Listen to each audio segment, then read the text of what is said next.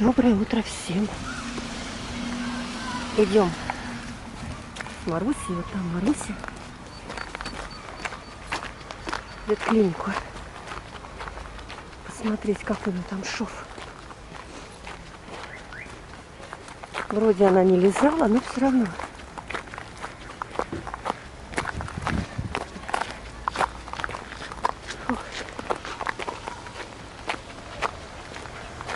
Иду и про себя удивляюсь. Какая же у нас разная молодежь подрастает. Ну, наверное, как и во все времена, как и всегда, молодежь разная растет. Вот сейчас в автобусе ехала. Во-первых, на передних сиденьях, где как бы места для пожилых, с детьми и инвалидов, сидели два парня. В общем, меня проигнорировали, то есть никто не встал, никто место не уступил, никто даже усом не повел. Ну ладно. Бог с ним. Как говорится, у нас в Твери мальчики, их мало, они избалованы. Ну, что делать, им жить дальше. Вот. Потом, значит, они встали выходить.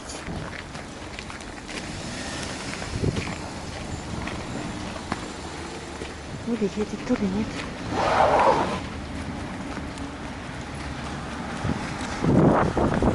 Вот, я, значит, с Маруськой все-таки тяжелая сумка, большая. Но я решила сесть. И расталкиваем всех, и меня в том числе. Я стояла совсем рядом. Вот, к свободному месту. Просочилась девица. Не знаю, сколько ей. Немного еще лет. Лет 14, может, 15 от силы. Плюхнулась на сиденье, которое ближе к проходу и дальше от окна. И сидит, как будто меня не видит, что я хочу тоже сесть. Сидит, в ус не дует, в телефон смотрит.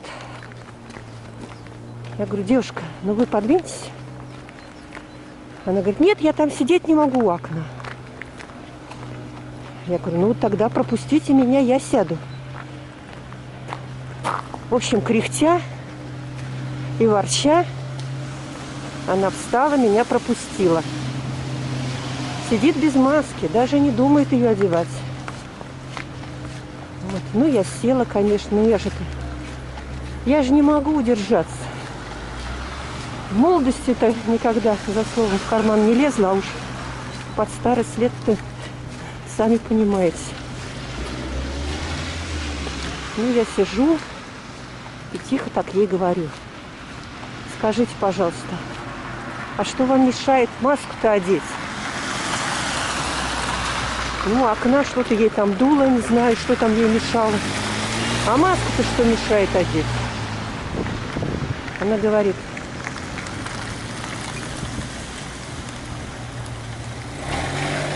а почему я должна маску одевать? Никто ничего не говорит. Хотела ей сказать: если вы еще в таком возрасте, что не читать, не думать еще не умеете, тогда, конечно, сидите без маски. Кругом для самых таких нарисованы значки, что в транспорте без масок нельзя находиться. Я говорю: вы понимаете, что у нас еще масочный режим в общественных местах не отменили? Мне никто ничего никогда не говорит. Ой, ё-моё. Ё-моё. И что ждать-то? Чего ждать-то? что у нас в мае опять будет всплеск заболеваемости. Конечно, будет. О, тренируется. Весна пришла. Сирены завыли. Гражданская оборона.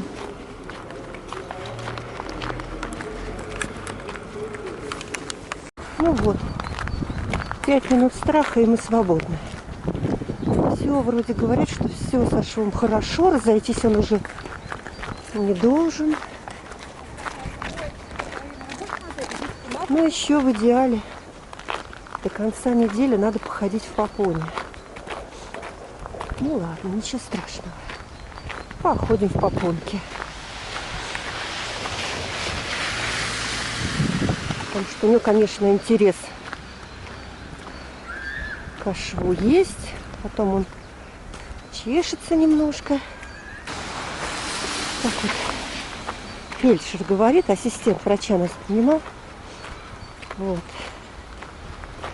Ну, а так, говорит, все там хорошо, вроде. Тьфу-тьфу-тьфу, все хорошо. Будем надеяться, что все быстро заживет. Так, ну все дела мы сделали. Кредит заодно заплатили. Так что теперь домой к Тиме. Пока доедем, уже обед будет. Ну а завтра Тиму на экзекуцию придется везти. Потому что у него там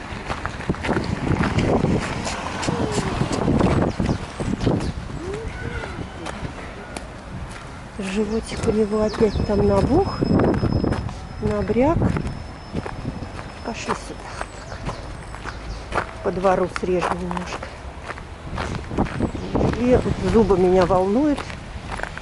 Ну, это все естественно, что у меня с зубами такая беда началась. Это как бы, ну, результат его заболевания, основного заболевания. Такая беда с зубами.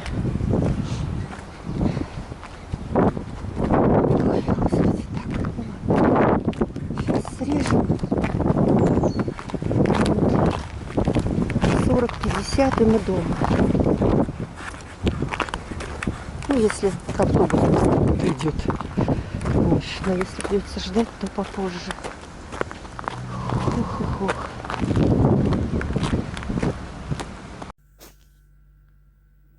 Как там, Марусенька? Все нормально? Ты в себя пришла уже? После ветклиники-то? Все нормально? Ах ты мой сладкий. Ты на посту? Птиц считаешь? Все на месте-то, нет? Нет, не все. Разлетелись. Окаянные. Ты мой сладкий. Ай, ушастик, полосастик. Ну что, ты что, спала тут? А, ты еще спишь. Я тебя разбудила, зайка. Ну, спи, спи. Глянем в окошко, что там. Теперь она здесь вот обосновалась. На лоджии. За окном у нас весна. Совсем весна. Ох, красотень. Небо. Красиво. Да. Ну ладно, пусть Маруся отдыхает. Перенервничала. Немножко пошипела сегодня на это. На фельдшера. Да. Она даже удивилась, девушка. Говорит, ты что, на меня шипишь? Маруся такая милашка, что даже не верится, что она шипит. Но она так тихо. Ай, не могу я. Ну ладно, все. Тимочка занял Марусю на место. Я, чтобы она высоко не прыгала никуда. Вот, постелила ей одеялко на полу. Вот. Но Тима, недолго думая, решил, что это для него. Завтра мы с ним идем в ветклинику. Опять у него животик надулся. Похоже, у него очень болят зубки. Так что пойдем, чтобы нас посмотрели.